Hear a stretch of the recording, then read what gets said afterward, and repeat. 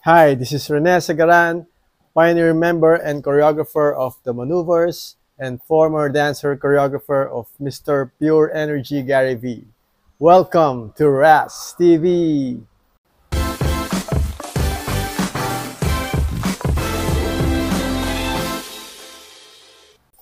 Okay, so ngayon pag-uusapan natin yung kalakal ng SB19 collaboration with Glock 9. Ito yung performance video. So, itong kanta na to, no, it's a hip-hop genre, no, Pinoy-inspired syempre. Alright, so wag na nating patagalin. Let's watch this.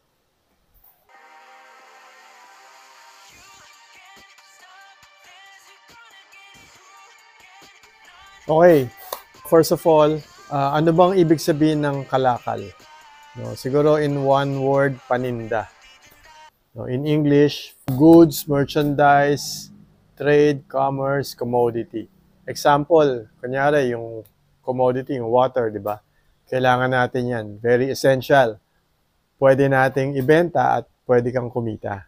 So, when it comes to OPM artists, mga singers, and P-pop groups, ang binibenta nila is yung music nila, yung talent, no, sa pagkanta, sa pag-rap, pagsayaw, tapos yung overall na itsura nila, no, yung outfit, yung costumes, yung character, the way they talk, package yan as an artist.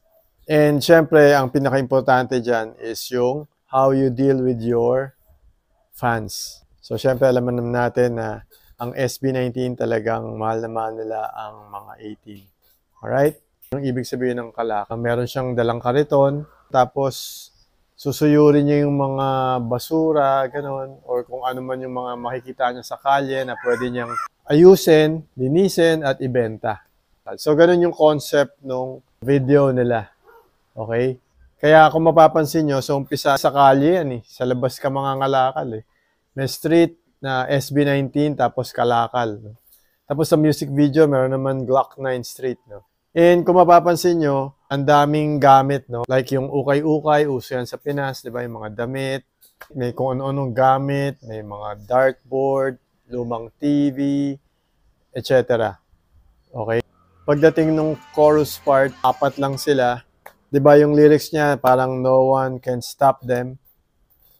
Kumbaga, we're born to take it. Pinanganak silang talagang gagawin nila lahat ng pangarap nila. Siyempre, every time na lumalabas sila, laging iba. Diba? Unique. Something new. They just don't go with the flow kung ano yung uso. Kumbaga, sila ang nagpapauso. And yung huling lyrics is, lapag ang ipon pag kami nagtitinda. So, siyempre, kumbaga, hindi lang dito sikat ang SB19. Worldwide. So, ganun katindi. Oh, mga kasisiw, yung manok natin, no, laging maporma. So, yung outfit niya dito, no, parang meron siyang takip sa ulo. Alam mo yung mga Arabo? Hindi Arabo hook, kalbo yun eh. Yung Arabo na mata lang nakalabas, di ba? Or yung parang ninja, di ba? Mata lang nakalabas. So, ganun yung itsura ni Ken.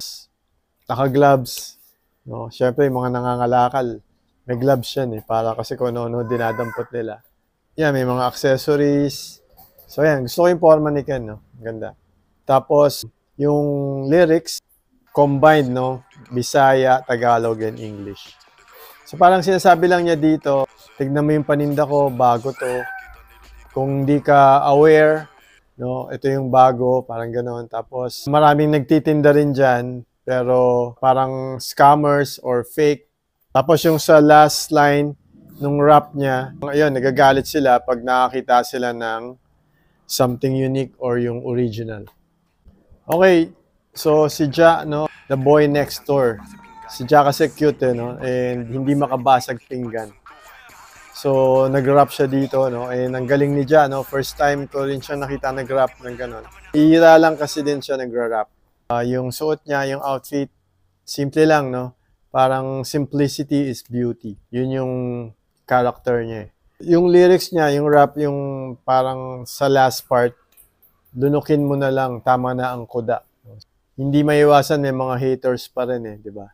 Na parang hindi nila matanggap So yan, no, si Josh naman, kumbaga yung outfit niya, naka-tattered na shorts, no? Tapos maraming patong. Usually kasi yung mga nangangalakal, ganun eh, di ba? Minsan sira-sira yung damit, tapos may mga patong na t-shirt. Susuot ng t-shirt sa ulo para kasi mainit eh. Yung parang ginawa, yung nakatakip lang, nakalabas yung mata. Yung forma ni Josh, iba yung combination, no? Parang more on brown.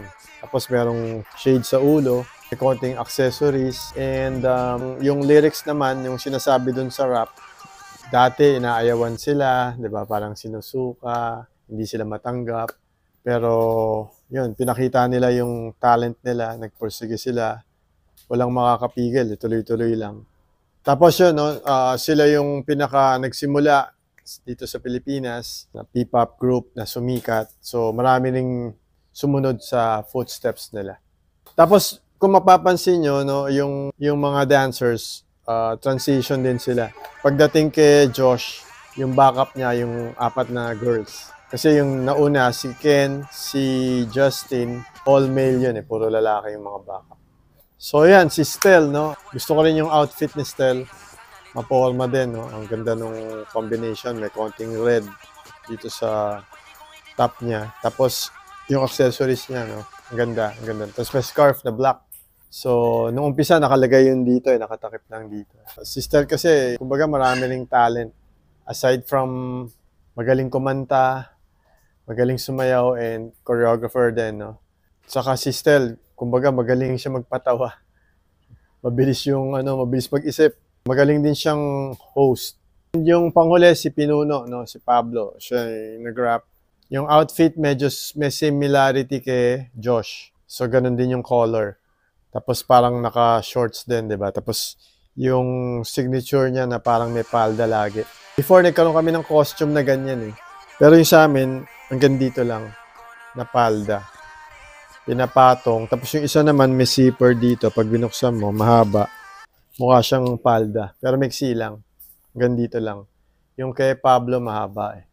Okay, so yan. Pagdating nung second chorus, buo na yan, no? Kompleto silang 5. Meron ng dance routine.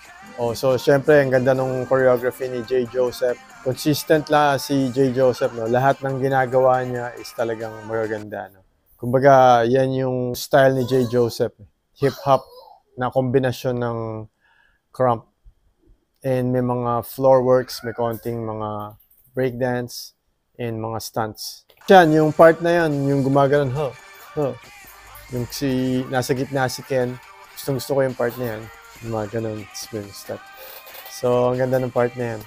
Pati yung boses ni Ken, kasi, very deep, kumbaga bass eh.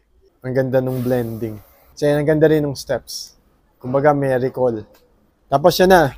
Siyempre, pumasok na si Glock 9. Alam naman natin, ito sa pinaka-malupit na rapper sa panahon na to. Kumbaga, marami na siyang napatunayan. And si Glock 9, kung titignan mo siya, simpleng-simple lang siya eh. Yung character niya, kala mo simpleng tao lang. Alam mo yun, parang ordinaryong tao, pati pumorma. Pero pag nag-rap, grabe. Sobrang galing. So, ganun yung character ni Glock 9.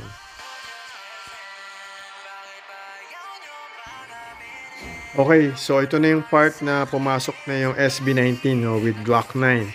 As you can see, more ad-libs na lang yan. Yung mga backup dancers na lang ang may choreography sumasayaw sa likod. Kasi si Glock 9 hindi naman siya talaga sumasayaw. No? So, yan. Ine-enjoy na lang nila.